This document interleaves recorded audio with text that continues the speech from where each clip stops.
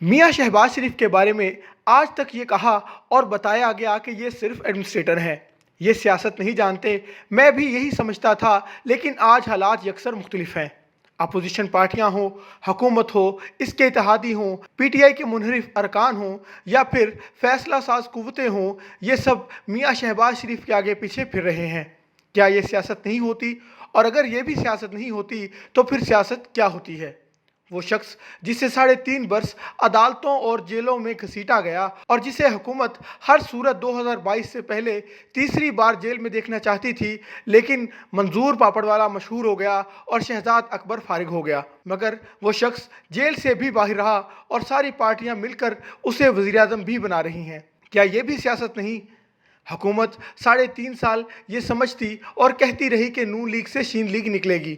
میاں نواز شریف کسی صورت اپنے بھائی کو وزیر اعظم نہیں بنائیں گے اور یہ کرسی بہرحال مریم نواز کے پاس چلی جائے گی، لیکن شہباز شریف نے اپنے بھائی کو بھی راضی کر لیا۔ کیا یہ بھی سیاست نہیں؟ اور پارٹی بھی ان کو مسلسل مسترد کرتی رہی۔ میں درجنوں سینئر ارکان کو جانتا ہوں جو چلتے چلتے کہا کرتے تھے کہ آپ شہباز شریف کو چھوڑیں، وہ ایسی باتیں کرتے ہی رہتے ہیں، لیکن شہباز شریف نے آخر میں پارٹی کو بھی میں نہ کہتا تھا ہمارے وزیر اعظم شہباز شریف ہوں گے کہ دعووں پر مجبور کر دیا۔ کیا یہ بھی سیاست نہیں؟ لہٰذا میاں شہباز شریف اب اگر وزیر اعظم نہیں بھی بنتے تو بھی یہ خود کو سیاستدان ثابت کرنے میں کامیاب ہو چکے ہیں۔ میاں شہباز شریف اگر وزیر اعظم بن جاتے ہیں تو کیا ہوگا؟ یہ 1 ارب کا سوال ہے اور اس کے جواب کے 3 حصے ہیں۔ پہلا حصہ، کیا وہ حکومت کامیابی سے چل جائے گی؟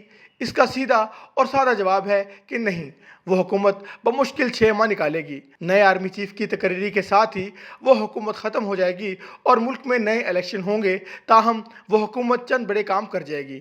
یہ انتخابی اصلاحات یعنی الیکٹورل ریفارمز کرے گی اور اس میں پی ٹی آئی کو بھی شامل کرے گی۔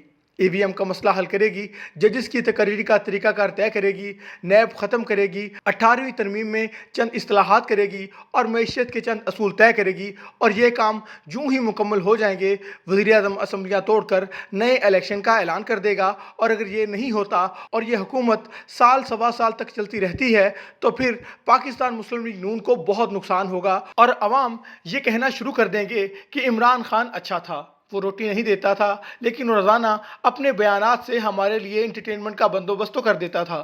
دوسرا، یہ حکومت اگر طویل ہو گئی تو چودھری برادران اور آصف علی زرداری نون لیگ کو پنجاب سے فارغ کر دیں گے، اور میاں صاحبان یہ حقیقت جانتے ہیں، لہٰذا یہ کبھی رسک نہیں لیں گے، یہ اسی سال اسمبلیاں توڑ کر نیا الیکشن کرا دیں گے۔ دوسرا حصہ، یہ حکومت عوام کو ریلیف ضرور دے گی، مہنگائی بھی کم ہوگی، سرکاری ملازمین کی تنخواہوں میں اضافہ بھی ہوگا، سٹاک ایکسچینج کو بھی بہتر بنائے گی، سی پیک کی سپیڈ بھی بڑھائے گی اور یہ ڈالر کو بھی 10-15 روپے نیچے لے آئے گی۔ یہ کام موجودہ حالات میں حقیقتاً مشکل ہیں، لیکن حکومت کو یہ بہرحال کرنے پڑیں گے۔ حکومت اگر نہیں کرتی تو پھر عوام حکومت کی مرمت کے لیے زیادہ انتظار نہیں کرے گی۔ لوگ 10-15 دنوں میں بولنا شروع کر دیں گے اور آج کی اپوزیشن اور فیوچر کی حکومت یہ افورڈ نہیں کر سکے گی۔ لہٰذا میرا ذاتی خیال ہے کہ وزارت خزانہ نون لیگ اپنے پاس رکھے گی اور یہ جیسے تیسے گر پڑ کر عوام کو ریلیف ضرور دے گی۔ اور تیسرا پہلو، یہ حکومت اسٹیبلشمنٹ کے ساتھ نیا عمرانی معاہدہ کرے گی، یہ ان سے مل کر نئی حدود طے کرے گی، ان کو بھی سپیس دے گی اور ان سے اپنے لیے بھی سپیس لے گی تاکہ مستقبل میں غلط فہمیاں پیدا نہ ہوں۔ حکومت فوج کے ساتھ مل کر آرمی چیف کی تقرری کا لائحہ عمل بھی طے کرے گی کہ مستقبل میں جو بھی جنرل سینیارٹی میں پہلے نمبر پر ہوگا وہ chief justice of supreme court کی طرح ایک خودکار نظام کے تحت چپ چاپ چیف بن جائے گا، اور وہ اگر کسی مجبوری کے تحت یہ ذمہ داری نہ لینا چاہے تو نمبر 2 آٹومیٹک اس کی پوزیشن پر آ جائے گا۔ اگر یہ بندوبست ہو گیا تو یہ ملک کے لیے انتہائی مفید ثابت ہوگا، ملک واقعی چل پڑے گا۔ ہم اب آتے ہیں 4 مزید بنیادی سوالوں کی طرف۔ یہ سوال بھی عبوری حکومت کے لیے ضروری ہیں۔ پہلا سوال، شہباز شریف کیسے وزیر اعظم ثابت ہوں گے؟ یہ ایک مشکل سوال ہے۔ کیوں؟ کیونکہ پنجاب میں پرفارمنس کی وجہ سے میاں شہباز شریف کا ایک پبلک امیج بن چکا ہے، لوگ انہیں پرفارمر کی حیثیت سے جانتے ہیں، لہٰذا آج کے شہباز شریف کا مقابلہ ماضی کے شہباز شریف سے ہوگا۔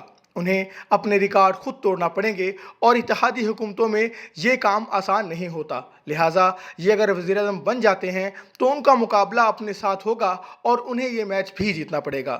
یہ یاد رکھیں کہ پاکستان کی زندگی میں 3 مشکل ترین دور گزرے ہیں، 1947 जब खजाने में सरकारी मुलाजिमीन की तनख्वाहों के पैसे भी नहीं थे, महंगाई, बेरोजगारी, कसाद बाजारी और किल्लत गंडासा लेकर गलियों में फिर रही थी। 1971 जब यह मुल्क दो हिस्सों में तकसीम हो गया था, हालात इस वक्त भी इंतहाई दिगरगूं थे और अब 2022 मुल्क वाकई खौफनाक दौर से गुजर रहा है।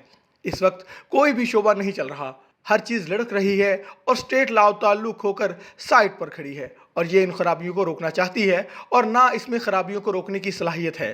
मुल्क अमलन IMF के पास गिरवी है। अफगानिस्तान में बहरान जन्म ले चुका है।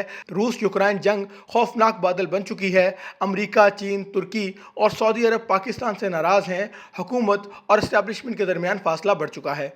ब्यूरोक्रेसी में अहलियत भी कम हो चुकी है और इसका इरादा भी टूट चुका है। मुल्क में अब कोई अफसर काम करने के लिए तैयार नहीं। मुआशरे में नफरत और अनाज का लेवल भी सुर्ख निशान से बहुत आगे जा चुका है। कर्जों का पहाड़ कंधों पर सवार है। आज वो इंडस्ट्री भी सर पर हाथ रख कर रो रही है जिसने 3.5 वर्षों में खरबों कमाए। कंस्ट्रक्शन इंडस्ट्री मदर इंडस्ट्री थी। ये 600 छोटी बड़ी इंडस्ट्रीज को चलाती थी, लेकिन हुकूमत की हमाकत से कंस्ट्रक्शन कास्ट इतनी ज़्यादा हो चुकी है कि लोग अब घर अफोर्ड ही नहीं कर सकते। भारत और पाकिस्तान के फासलों में भी बेइंतहा इजाफा हो चुका है।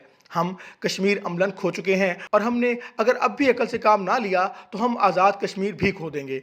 वज़ीर आज़म ने ऐन जंग के दिन रूस जाकर यूरोपीय यूनियन से भी अपने ताल्लुकात ख़राब कर लिए हैं। हमारे पास G+ का स्टेटस था, यह स्टेटस अब बचता नज़र नहीं आ रहा और खलीज के अंदर भी बड़ी बड़ी तब्दीलियाँ आ रही हैं। हमारे 40 लाख लोग वहाँ काम करते हैं। ये भी आने वाले वक्त में मुतासिर होंगे और ये भी एक ठीक ठाक बहरान होगा और ये तमाम बहरान मियाँ शहबाज शरीफ की हुकूमत को भुगतना होंगे और ये इतना आसान नहीं होगा।